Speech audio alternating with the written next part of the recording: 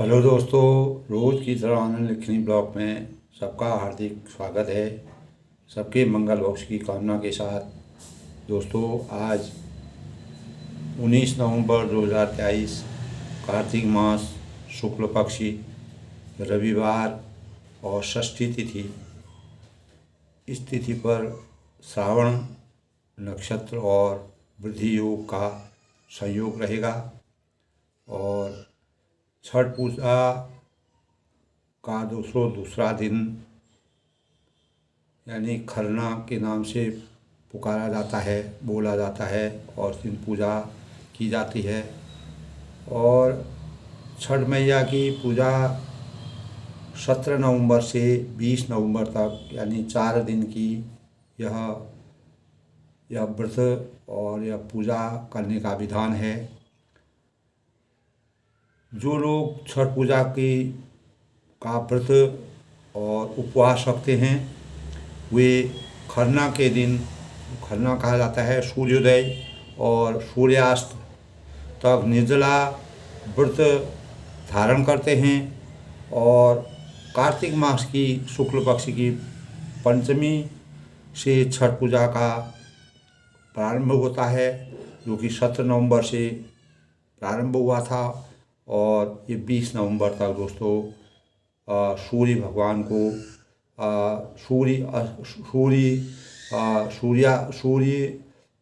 सूर्य जब उदय होते हैं और जब अस्त होते हैं तब सूर्य भगवान को अर्घ्य देके इस व्रत को तोड़ करके फिर जो है अन्न ग्रहण किया जाता है। इस प्रकार दोस्तों हमारे जीवन में छठ पूजा बड़े ही उमंग के साथ सूर्य देव की पूजा इस दिन की जाती है और सूर्य देव को अर्घ्य दिया जाता है। भगवान सूर्य की आराधना का यह महापर्व और छठ और सूर्य षष्ठी व्रत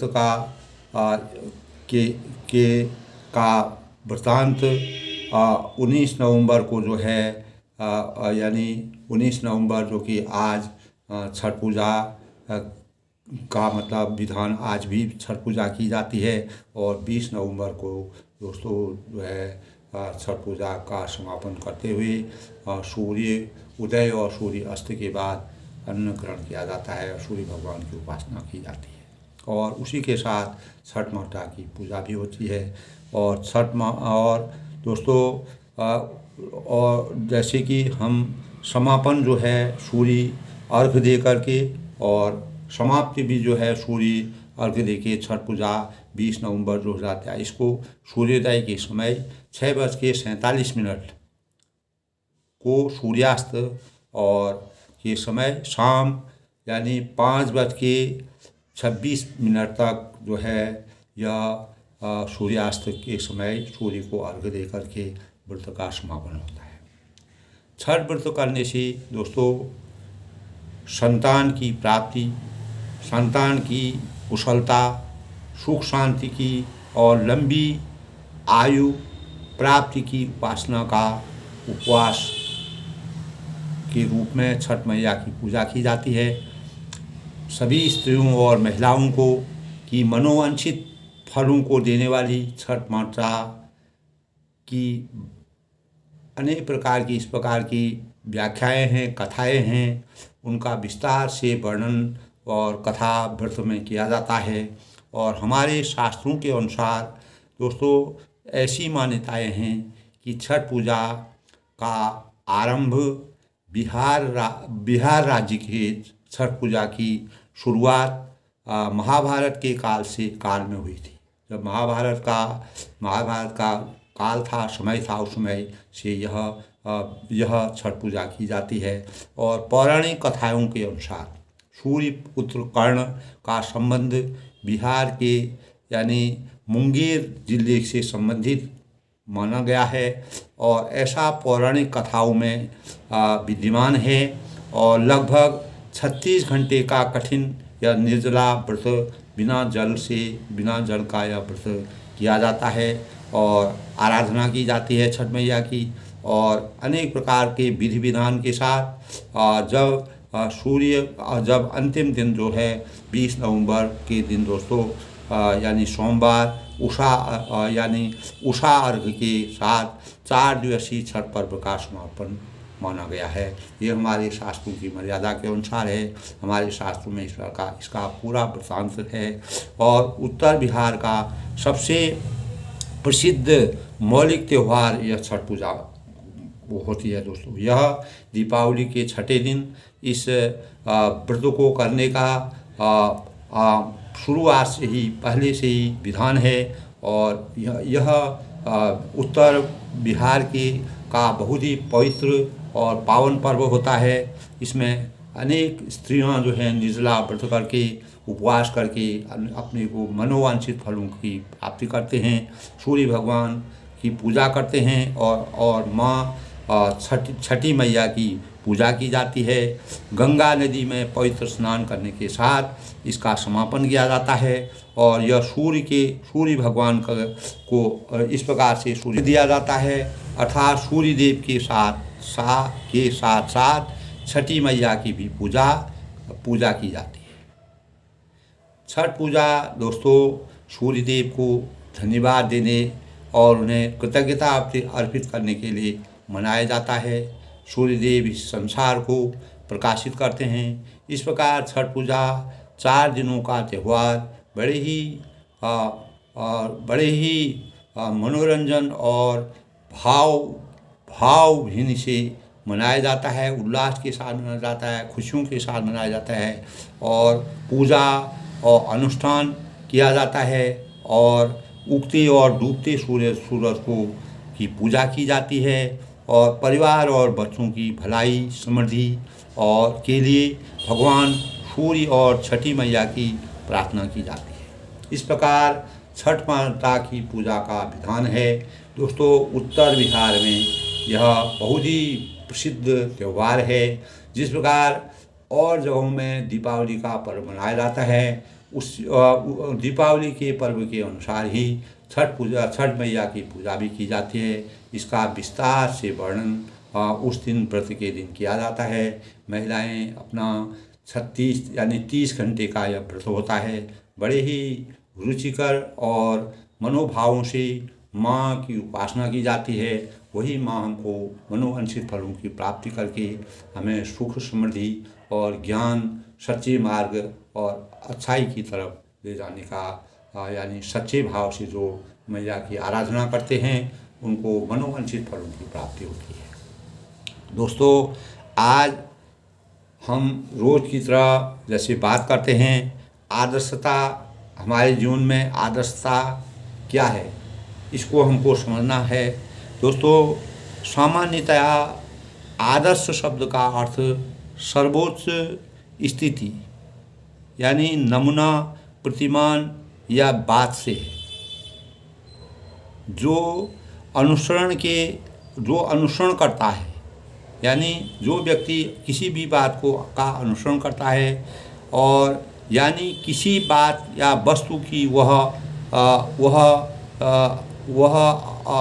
काल के अनुसार श्रेष्ठतम अवस्था की रूप या स्थिति जिसका हम अनुसरण करना चाहते हैं अथवा जिसके पास तक पहुंचना चाहते हैं वह हमको प्राप्त हो, ये आदर्शता की पहचान होती है।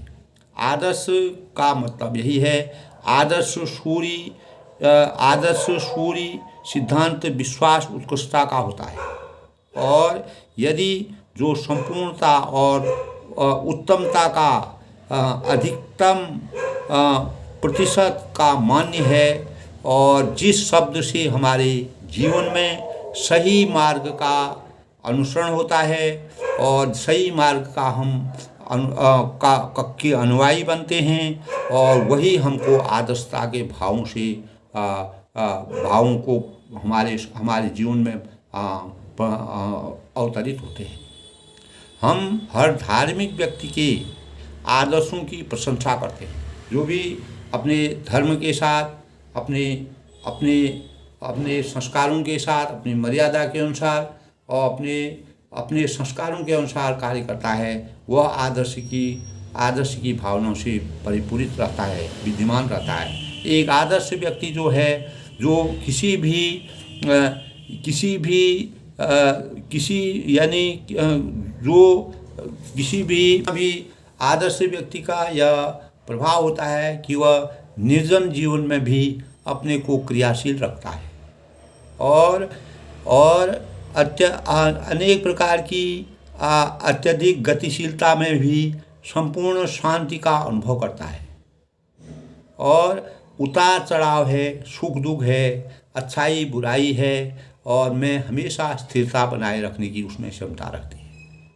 इस प्रकार की प्रवृत्ति सत्य और न्याय से जीवन जीने की कला और सत्यनिष्ठा और न्याय को अपनाने की विधि एक साधारण मानव को भी सही मार्ग पर ले जाने का जो भाव हैं, वही आदर्शता की वास्तविकता को प्रदर्शित करते हैं। आदर्श मानव जीवन के अस्तित्व का मूल है और आत्म मोक्षार्थ से अभिभूत होता है। वह हमेशा आत्म मोक्षार्थ से अभिभूत होने के योग्य, उसमें इस प्रकार की योग्यता आ जाती है, उसके गुण इस प्रकार से उसमें विद्यमान हो जाते हैं। यानी हमारे दोस्तों जितने भी हमारे धर्म ग्रंथ हैं, रामायण है, महाभारत है, गीता है, अनेक प्रकार के और भी धर्मों के जो हमारे ग्रंथ हैं के अनुसार राम परम ब्रह्म परमेश्वर मर्यादा पुरुषोत्तम राम को आदर्श पुरुष माना गया है। ये हमारे सांसारिक जीवन में आगे बढ़ने और नाम कमाने वाली ख्याति प्राप्त करने वाली यश कीर्ति के लिए सद्गुणों और अच्छे कार्यों की भूमिका जिस व्यक्ति में होती है, वह हमारे सामने आज तक के इतिहास में जो हमारे ग्रंथ हैं उसमें रामचंद्र जी का जीवन, रामचंद्र की मर्यादा, उनका चरित्र आदर्शता की श्रेणी में आता है। इसीलिए रामचरितमानस को राम के नाम से प्रसिद्ध किया गया, जिनका नाम हर समय हमारे अंतःकरण में विराजमान रहता है। आदर्शता के प्रतीक हैं, आदर्शता के मानक हैं, आदर्शता की श्रेणी में आते हैं। इसीलिए दोस्तों, जिस व्यक्ति में नेक गुण होते हैं, किसी भी इंसान के या असाधारण और विलक्षण प्रतिभा का स्वामी बना देता है। आदर्श भाव एक ऐसे होते हैं जो एक आम आदमी भी अगर आदर्शता के भावों से संचित रहता है तो वह एक साधारण व्यक्ति को भी असाधारण बना जाता है और उसमें विलक्षण प्रतिभा का प्रादुर्भाव हो जाता है, आविर्भाव हो जाता है। विलक्षण प्रतिभा आच्छादित हो जाती है और उसको एक दिन वह स्वामी बनाने की शक्ति उसको प्रदान हो जाती है।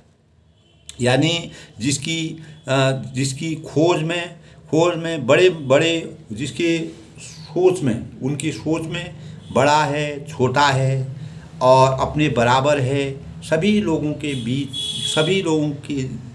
लिए सम्मान की क्षमता की एक रूपता होती है और समय और सबको समानता से देखने के भाव प्रदर्शित होते हैं। कर्तव्यों का सही निर्वहन और स्त्री अपने कर्तव्यों का जो आदर्श व्यक्ति होता है वो अपने कर्तव्यों का सही रूप से निर्वहन करता है, स्त्री का सम्मान करता है और ईश्वर पर विश्वास करता है और मानवता की भावना, किसी भी प्रकार के लगाव और किसी प्रकार से भी खुद को दूर करने में, यानी अपने को भी किसी प्रकार के स्वार्थ की भावना से हमेशा दूर रहता है। इस प्रकार का व्यक्तित्व एक आदर्श व्यक्ति की वास्तविकता का सूत्र। तो इसी प्रकार दोस्तों, रामचरितमानस में जो है पुरुषोत्तम भगवान रामचंद्र जी को आदर्श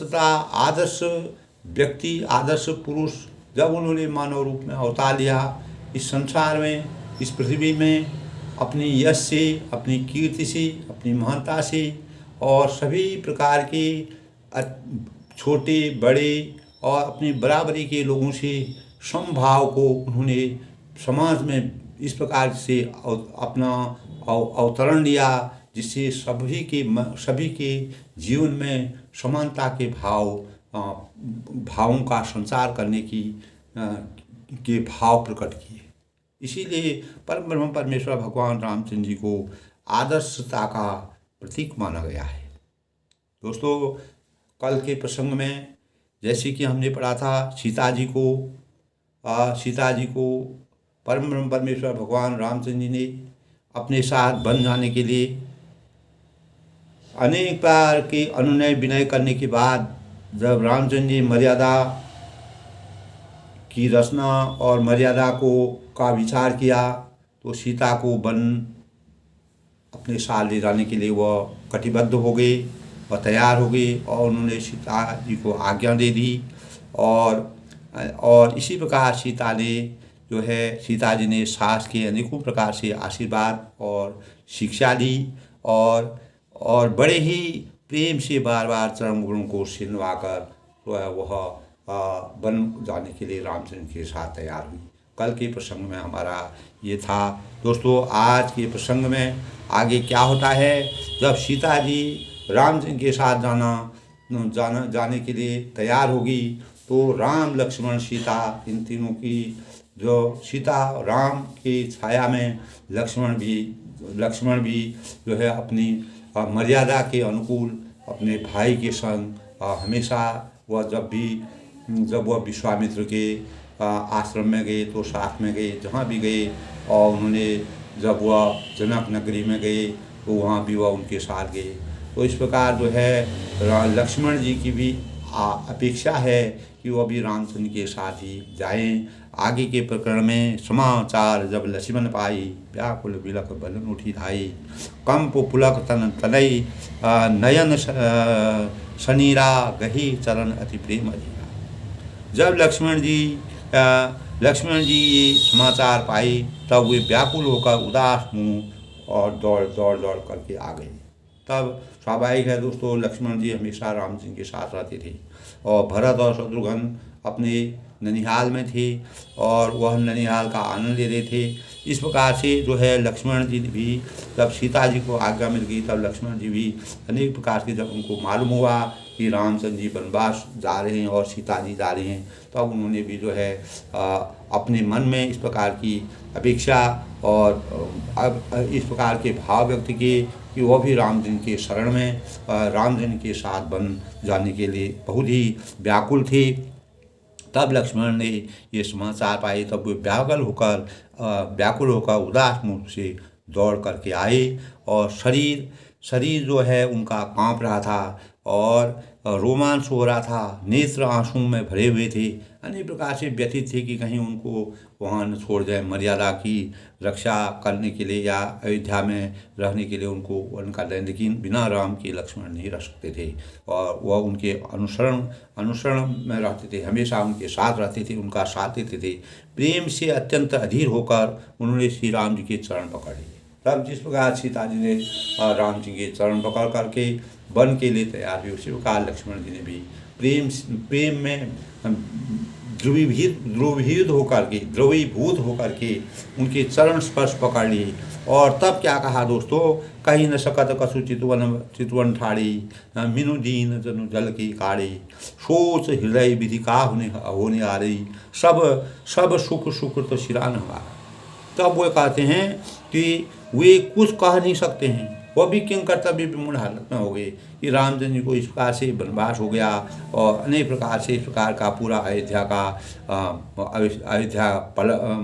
का जो वृतांत था वह बिल्कुल ही बदल गया। और क्या होने वाला था, एक तरफ से रामचंद्र जी को यानी युवराज बनाया जा रहा था, लेकिन सभी वीर विधाता ने सब उल्टा कर दिया। तो खड़े देखते रहे, वह रामचंद्र जी और सीता जी को देखते रहे। ऐसे दिन हो गए मानो जल से निकल जाने पर जैसे मछली दिन हो जाती है। जब मछली जो है पानी के बगैर जो है मछली तड़पने लगती है, उसी प्रकार लक्ष्मण जी जो है इस प्रकार की भाव को देख करके, इस प्रकार की व्यथा को देख करके, इस प्रकार के दृश्य को देख करके बहुत ही व्याकुल हो गई, दुखी हो गई। हृदय में यह सोच है कि विधाता क्या होने वाला था और हमारा सब कुछ और पुण्य पूरा हो गया है। यानी क्या होने वाला है, क्या हमारा सब कुछ और पुण्य पूरा हो गया, हमने जितने भी पुण्य किए हैं वह पुण्यों का फल हमको यही मिला। इस प्रकार के भाव उनके मन मंदिर में आ रहे हैं, सोच रहे हैं, राम जी की व्यथा को सोचते हैं, सीता जी की व्यथा को सोचते हैं और स्वयं के बारे में सोचते हैं। तो वह कह रहे हैं, मोह कहूँ काह कहब रघुनाथा, रखी हैं भवन की ले ही साथा, राम बिलो की बंधु कर जोरे, देह की सब मन तन पूरे।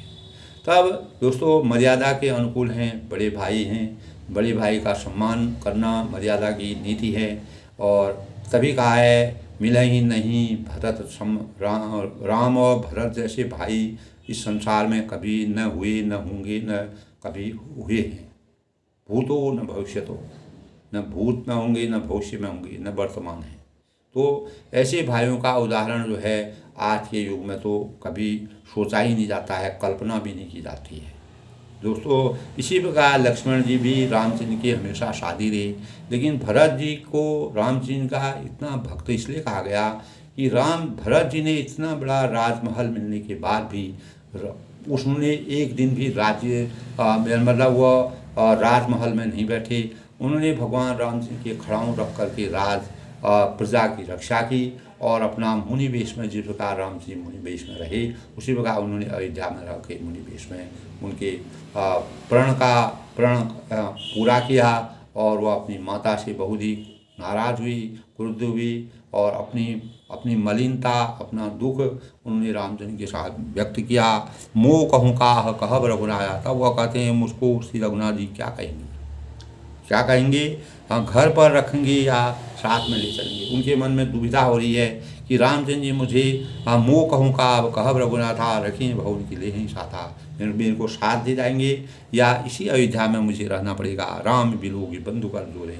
तब वह कहते हैं श्री राम जी के भाई लक्ष्मण यहाँ से हाथ जोड़े और सही तथा घर सभी से नाता तोड़े हुए खड़े देखा। तो उन्होंने सभी से नाता तोड़ दिया, न घर से उनको मतलब है, न अपने शरीर से मतलब है। उन्होंने एक तरह रामचंद्र की तरफ वह देखते रहे और भाई का मान सम्मान है, मर्यादा है। और बोले वचन राम लई नागर, शील शनि सरल सुसागर, तात प्रेम बस जनिक दराऊ, समुझ हृदय परिणाम उछाऊ। तब रामचंद्र जी कहते हैं, तब नीति में निपुण और शील स्नेह सरलता और सुख के समुद्र श्री रामचंद्र जी वचन बोले। तो रामचंद्र जी को आदर्शता का प्रतीक इसलिए कहा जाता है क्योंकि वह अपनी नीति में निपुण थे, शील स्वभाव था, स्नेह के अपार भंडार थे, सरल व्यक्तित्व था और सुख के समुद्र थे। तो उन्होंने अपने वचन बोले, हे तात परिणाम में होने वाले आनंद को हृदय में समझकर तुम प्रेम बस अधीर मत हो, यानी प्रेम के बस में तुम किसी प्रकार का संताप मत करो, अधीर मत हो, व्याकुल मत हो। ये प्रेम बस किसी प्रकार से तुम जो आनंद को हृदय में समझकर यानी परिणाम में होने वाले आनंद को हृदय में समझकर तुम प्रेम बस अधीर मत हो, किसी भी कारण से तुम अधीर मत हो, व्याकुल मत हो। यानी मात पिता गुरु स्वामी सिखो, सिरधरि करें स्वभाव, लहु लाभ तीन जन्म करो, नरुल जन्म जग जाए। तो वह कहते हैं कि जो लोग माता पिता गुरु स्वामी सिखो, जो लोग माता पिता गुरु और स्वामी की शिक्षा को स्वाभाविक ही सिर चढ़ाकर उसका पालन करते हैं, जो उनकी आज्ञा के अनुसार, उनके कर्तव्यों के अनुसार, उनके दिशा निर्देश के अनुसार, उनकी चाहत के अनुसार जो लोग कार्य करते हैं वह सिर चढ़ाकर उनका पालन करते हैं, अपने शिरोधार्य करते हैं, उन कार्यों को अपने मनन करते हैं, उसको अपने जीवन में चरितार्थ करते हैं, उन्होंने ही जन्म लेने का लाभ पाया है, नहीं तो जगत में जन्म व्यर्थ है। उन्हें यानी हम इस संसार में जन्म लेते हैं तो हमारे अंदर सबसे ज़्यादा होना चाहिए सो अपने जिन्होंने हमको जन्म दिया, माता पिता गुरु, जो हमको दिशा देते हैं और जो हमको ज्ञान सिखाते हैं, जो हमको किसी कार्य को करने के लिए हमारे अंदर विवेक और ज्ञान भरते हैं। और स्वामी जो हमारे स्वामी होते हैं, जो हमारे अपने से बड़े होते हैं, उनकी शिक्षा को स्वाभाविक ही जो अपने अंतःकरण में उसको चरितार्थ करते हैं, वही इस संसार में मानव कहने के योग्य हैं। उन्हीं का जीवन इस संसार में उपकारी है, परोपकारी है, वही वास्तविक मानव कहने के अधिकारी हैं। उन्होंने ही जन्म लेने का इस संसार में लाभ पाया है, सुख पाया है, आनंद पाया है, भक्ति पाई है, ब्रह्म शक्ति को पाया है, और नहीं तो जगत में जन्म व्यर्थ ही है।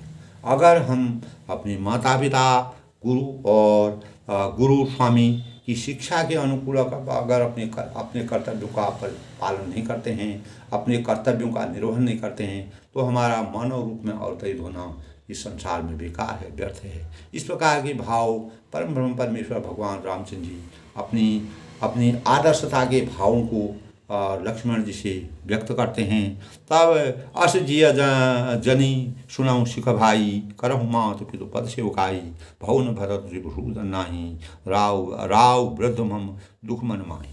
तब रामचंद्र जी कहते हैं लक्ष्मण से, रामचंद्र जी किसी को भी जबरदस्ती बन नहीं जाना चाहते थे। उन्होंने लक्ष्मण जी को भी यही राय दी कि आपको अयोध्या में रहना चाहिए। अपने भावों को उन्होंने व्यक्त किया। तब वो कहते हैं, अस जी जान सुनऊ सिख भाई, हे भाई हृदय में ऐसा जानकर। उन्होंने कहा कि माता पिता गुरु स्वामी की आज्ञा का पालन करना चाहिए।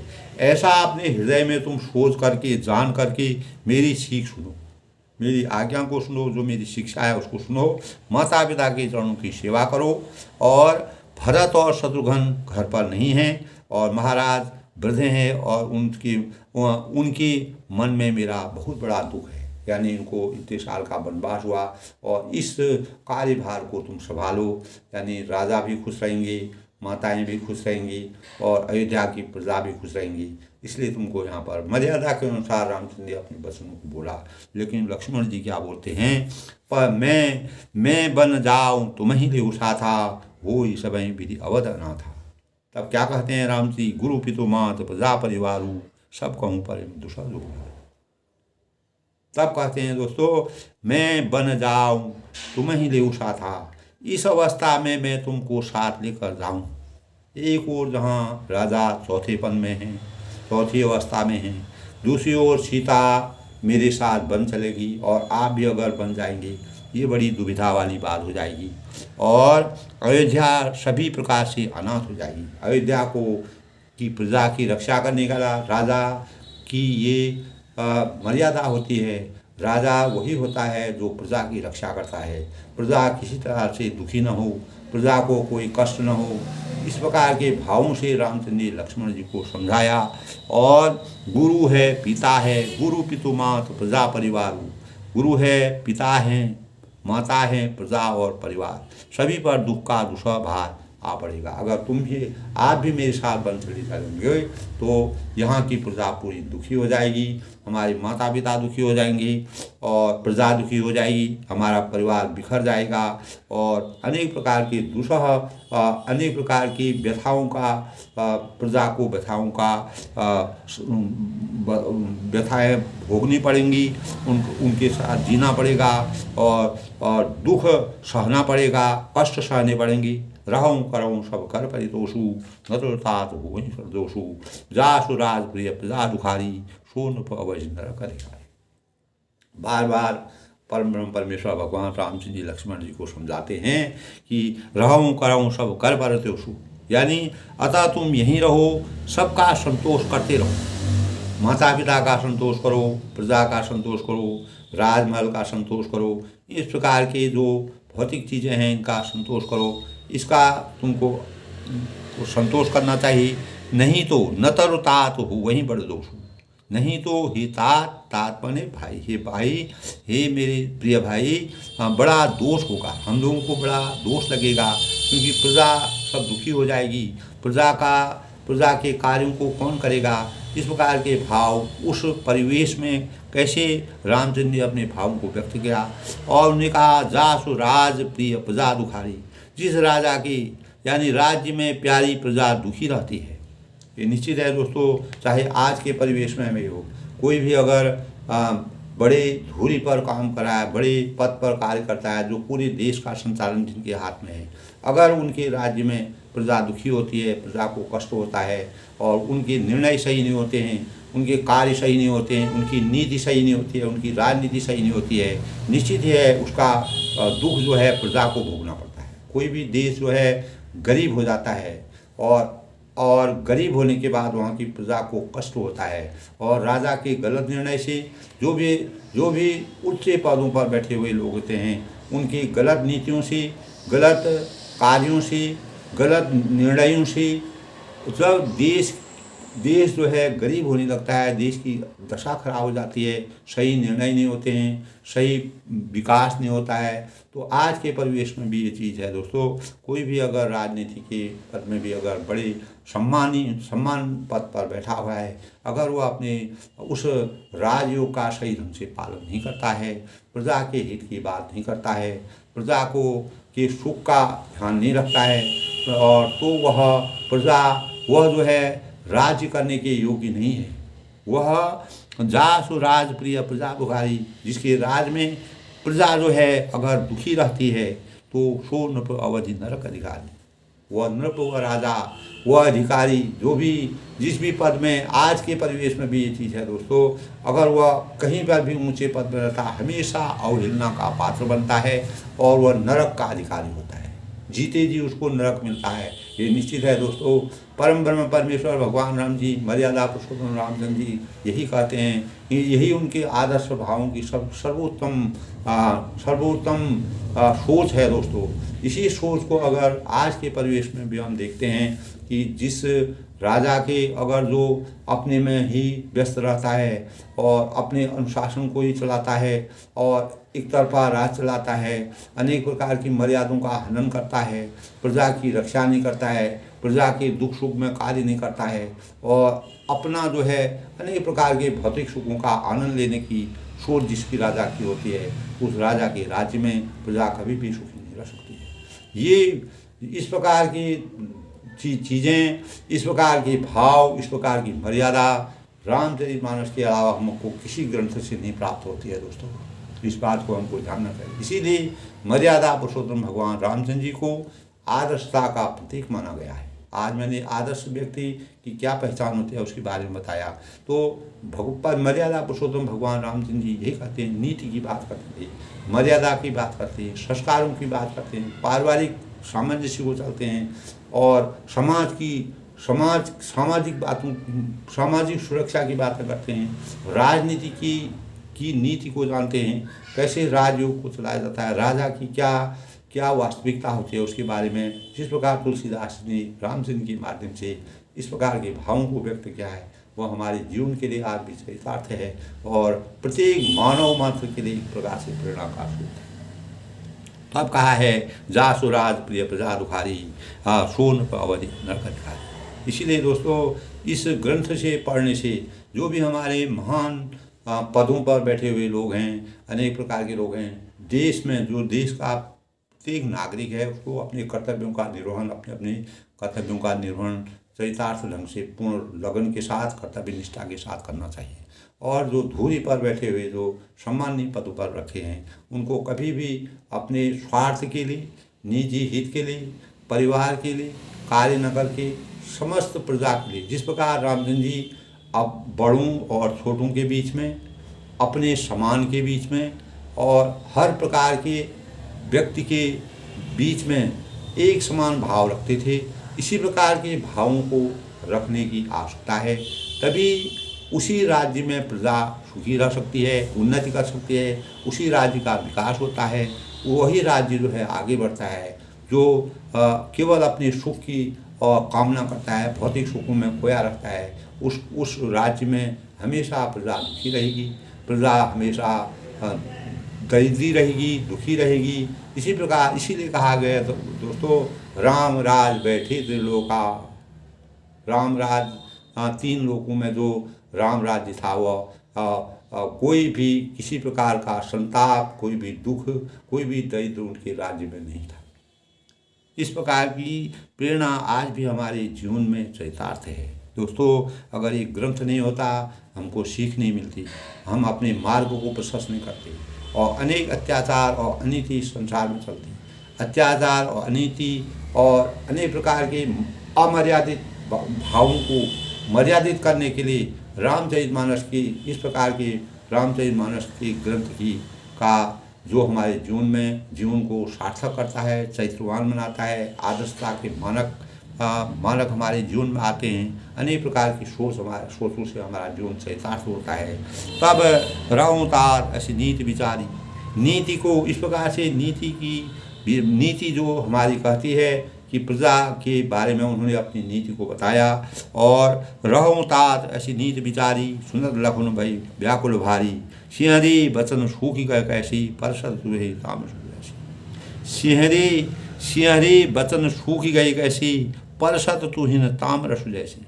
यानी रहूं तात ऐसी नीति विचारी। तब वह कहते हैं लक्ष्मण जी से, हे तात ऐसी नीति की विचार कर, नीति की या मर्यादा की अनुसार नीतिगत विचार करके तुम घर पर रह जाओ। और सुनते ही लक्ष्मण जी बहुत ही व्याकुल हुए। लेकिन लक्ष्मण जी को कहाँ चैन, वह केवल रामचंद्र की भक्ति में लीन होना चाहते थे, उनकी शरण में रहना चाहते थे, उनके साथ रहना चाहते थे। किसी प्रकार की परेशानियां आने पर लक्ष्मण जी उनका हमेशा साथ देते थे। इसीलिए उनके मन में यह है कि अगर मेरा भाई बन चला जाएगा, मैं अकेला यहाँ रहूँगा, तो ये मेरे लिए मर्यादा की बात नहीं है। और इस शीतल बसनू थे कैसे सूखे, वह ऐसी प्रकार से हाँ कहें या ना कहें, अनेक प्रकार के भावों को सोच रहे हैं। और उससे उनका शरीर सूख गया एकदम, जैसे कोई बात को सुन करके किसी व्यक्ति को एक तरह झटका लगता है, उसी प्रकार का भाव उनके मन में आए। जैसे पाले के स्पर्श से कमल सूख जाता है। जब पाला बहुत गिर जाता है, ठंडक बहुत पड़ जाती है, पाला अगर कमल बढ़िया खिला रहता है, उसमें अगर पाला पड़ जाता है तो वह जो है मुरझा जाता है, उसमें मलिनता आ जाती है। इसी प्रकार लक्ष्मण की जब रामचंद्र जी की इस प्रकार की नीतिगत बातें सुनी तो उनको अभी बहुत ही द्विविध हो गए, व्याकुल हो गए, परेशान हो गए। उनको अथाह दुख हो गया कि मैं रामचंद्र के बिना मैं भी नहीं रह सकता हूँ। उनके चरणों में हर समय वह उनके साथ रहते थे। जब विश्वामित्र जी वन में अनेक राक्षसों का वध करने के लिए अपने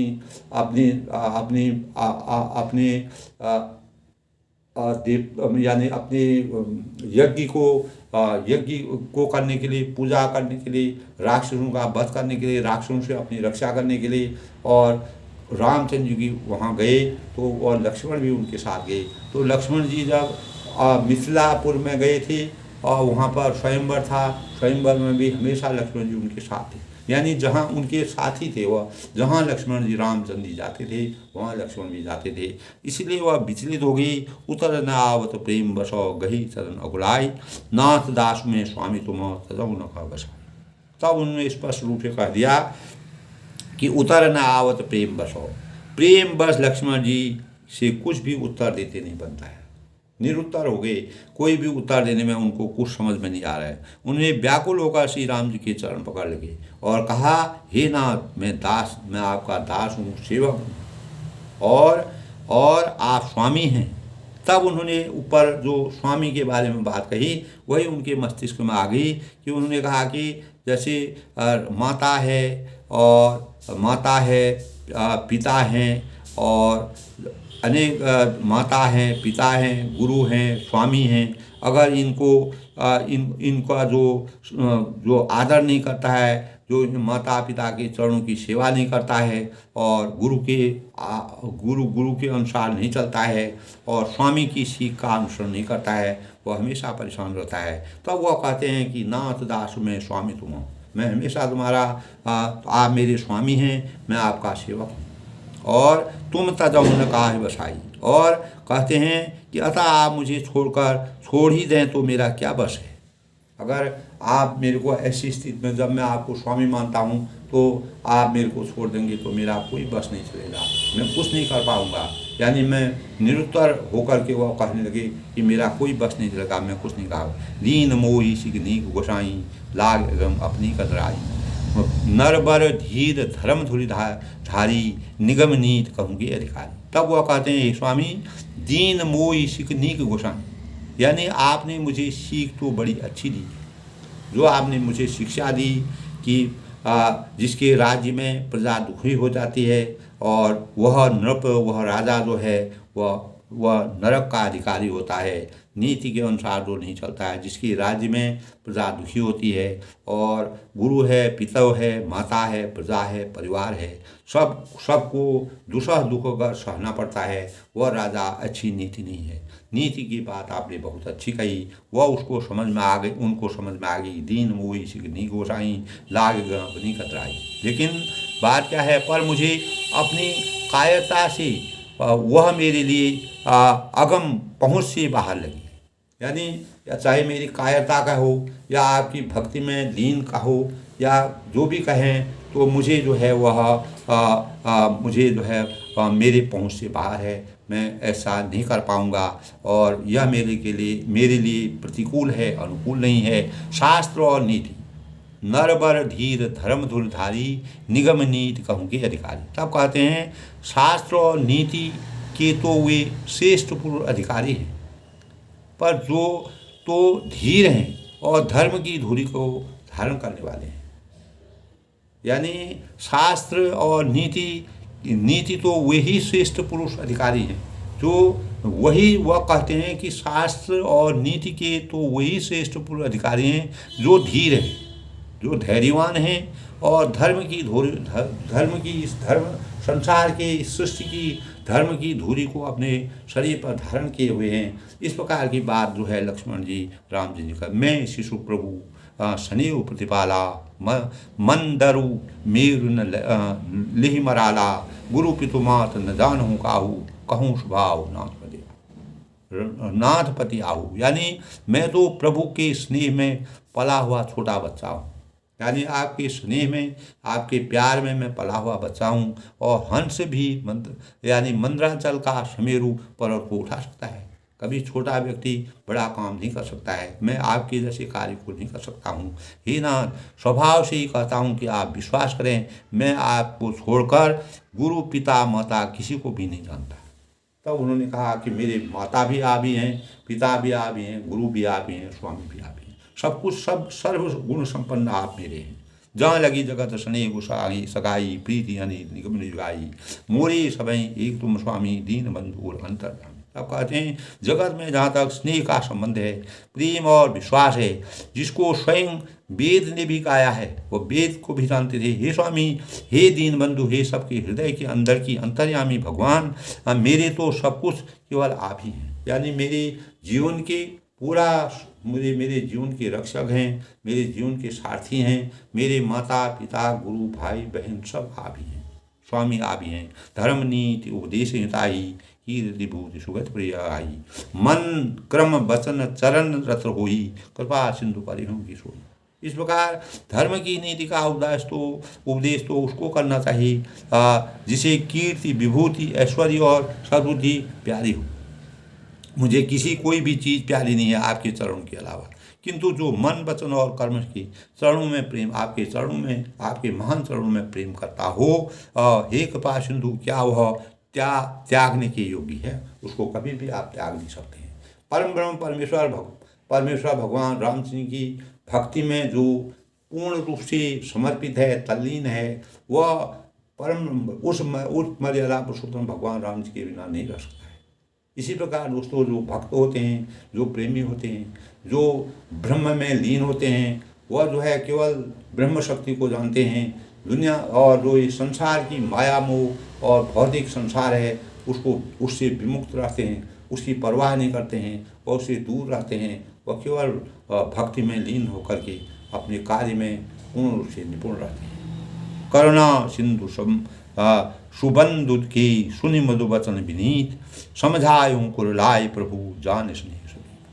तब क्या हुआ, करुणा सिंधु सुबंधु की सुनी, दया की समुद्र श्री राम जी ने भली भाई के कोमल और नम्रता युक्त वचन सुनकर, इस प्रकार के जिस प्रकार सीता जी ने अपने नम्र भावों से भगवान परम ब्रह्म परमेश्वर भगवान राम जी के भक्ति में लीन होकर के ऐसी बातें कहीं, इसी प्रकार की बातें लक्ष्मण जी ने भी उनको समझाई, उनको उनके शरण में विनती की, नम्रतापूर्वक वचन सुनकर और उन्हें स्नेह के कारण डरे हुए जानकर हृदय में लगाकर समझाया। तब उन्होंने अपने हृदय से लगाकर उनको समझाया और अर्थात वह भी कटिबद्ध यानी मजबूर हो गए लक्ष्मण जी बिना रामचंद्र के नहीं रह सकते थे। उनके सहोदर भाई थे, यानी एक साथ वह रहते थे, और जिस प्रकार सहोदर भाई होते हैं उसी प्रकार वह साथ में रहते थे, और अनेक प्रकार के दुख सुख के भागी थे। अगर रामचंद्र जी वन में जाकर के कितने प्रकार के कष्ट सहेंगे तो लक्ष्मण जी उनकी भक्ति में लीन थे। दोस्तों, यही होता है भ्रातृ प्रेम, भाई का प्रेम, और इस संसार में सबसे बड़ी चीज़ है। और दूसरी बात होती है कि भक्ति में परम ब्रह्म परमेश्वर भगवान रामचंद्र की भक्ति में जो लीन हो जाता है। लक्ष्मण जी को जो भी शक्ति, वह शेषनाग के अवतारी थे, उनको जो भी शक्ति मिली थी वह परम ब्रह्म परमेश्वर भगवान रामचंद्र का आशीर्वाद था। परम ब्रह्म परमेश्वर भगवान रामचंद्र जी, इसीलिए लक्ष्मण जी कहते हैं माता पिता गुरु सब नीति की बातें बहुत अच्छी हैं, मुझे अच्छी लगती हैं, लेकिन मैं तो पूरा समर्पित, आपके बिना तो मैं कुछ भी नहीं कर सकता हूँ। मैं असहाय हो जाऊँगा, मेरी बुद्धि काम नहीं करी, मैं कुछ भी नहीं करूँगा, मैं तो आपके शरण में ही रह सकता हूँ। मेरे माता पिता गुरु बंधु भाई स्वामी सब आप ही हैं, यानी मेरा पूरा जीवन आप पर समर्पित है, इसलिए मेरे को वन आप अपने साथ ले जाओ। तब रामचंद्र जी उनकी बातों को करुणा सिंधु अच्छे प्रकार उनके मृदु वचनों को, मधुर भावों को सुन करके समझाया और अपने हृदय से लगाया, और स्नेह उनको प्रकट करके उनकी मन की अंतर्यामी थे, उनके मन के भावों को देखा सुना। और लक्ष्मण जी को भी किसी प्रकार का मोह नहीं था, और अनेक प्रकार की त्याग की भावना थी, वो भी रामचंद्र के बिना नहीं सह सकते थे। रामचंद्र जी वन में अनेक प्रकार के असह्य दुखों को सहन करें, और लक्ष्मण जी यहाँ राजमहल में बैठे, वह उनको बिल्कुल भी अच्छा नहीं लगा। वह उनकी नीति से परे था, मर्यादा से परे था। इसलिए मर्यादा की रक्षा करने के लिए दोस्तों, जहाँ दुख होता है, दुख में भी सुख का आनंद लेना चाहिए। यही मानव जीवन का सबसे बड़ा रहस्य है। रामचरितमानस से हमको इस प्रकार के रहस्यों और इस प्रकार की मर्यादा, इस प्रकार की प्रजा के प्रति एक राजा का क्या कर्तव्य होता है, किस प्रकार के भाव राजा के होने चाहिए, राजा को किस प्रकार के समर्पण की भावना होनी चाहिए, उस प्रकार के भावों से आज के परिवेश में भी हमको अनेक प्रकार का ज्ञान मिलता है, आदर्शता के भाव मिलते हैं और नीति की चीज़ें मिलती हैं। इस प्रकार दोस्तों, जब लक्ष्मण जी भी वन को जाते हैं तो भरत जी को बुलाया जाता है। भरत जी अपनी मान मर्यादा के अनुसार पूरा अयोध्या की प्रजा की रक्षा करते हैं। आज के प्रसंग में दोस्तों, लक्ष्मण जी के स्नेह और माता पिता स्वामी गुरु सब रामचंद्र के ऊपर समर्पित किया। बिना रामचंद्र के लक्ष्मण जी का जीवन असहाय है, वह असमर्थ हैं। रामचंद्र की भक्ति में वह लीन हैं। रामचंद्र जी का ही आशीर्वाद ऊपर है, उन्हीं के विवेक के अनुसार। इसीलिए रामचंद्र जी मर्यादा के अनुसार हर कार्य को करने की प्रेरणा इस संसार को प्रदान करने की कोशिश की उनकी। इसीलिए मैंने आज आदर्श व्यक्ति के भावों को जन जन तक पहुँचाने का प्रयास किया। आज के ब्लॉग में दोस्तों इतना। कल के प्रसंग में आगे का प्रसंग फिर सुनेंगे दोस्तों। और अतः हमें रामचंद्र की मर्यादा के अनुसार, नीति की अनुसार और अनेक प्रकार के आदर्श भावों को हर एक व्यक्ति में एक बड़े पदों पर बैठे हुए, धूरी पर बैठे हुए जो लोग होते हैं, उनकी क्या मर्यादा होती है, इस प्रकार की प्रेरणा के भाव होते हैं। प्रजा को किस प्रकार से सुख मिलता है, राजा की क्या मर्यादा होती है, राजा का क्या वह कितने अपने प्रजा के प्रति किस प्रकार सेवक की भावनाओं से काम करता है। यही चीज़ें हमको रामचंद्र के आदर्शों से प्राप्त होते हैं। बड़ों को मेरा नमस्कार, छोटों को मेरा आशीर्वाद। सबके मंगल भविष्य की कामना के साथ छठ पूजा के पुनीत अवसर पर मर्यादा पुरुषोत्तम भगवान राम जी के आदर्शों के अनुसार सबके मंगल भविष्य की कामना के साथ और सबको मर्यादा पुरुषोत्तम भगवान राम जी का आशीर्वाद बने रहे। सभी लोग इन आदर्शों का पालन करें, अपने जीवन को सार्थक बनाएं, आदर्शता के भावों से जीवन यापन करके अपने जीवन को सार्थक बनाएं। सबका धन्यवाद।